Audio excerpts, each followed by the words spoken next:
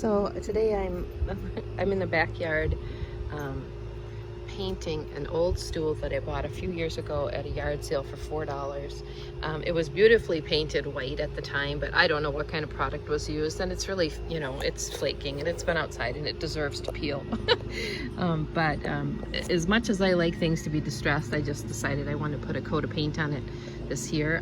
So I just used a stiff brush to get off the loose chips. It's upside down here, but to get off the loose chips, and then I wiped it with a rag. So I didn't even do any hardcore cleaning, and now I'm applying some peel stop made by Zinsser.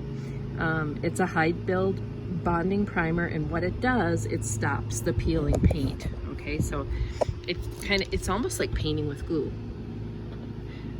It's tintable. It dries a little bit whiter than, I did not have mine tinted. I'm actually going to be using it on a real professional job tomorrow. I needed a couple gallons, so I have it here. But it is tintable. I kept it, like I said, it's kind of white and dry. It's just kind of filmy. It doesn't dry a solid white, but it does what it's supposed to do. It locks down paint.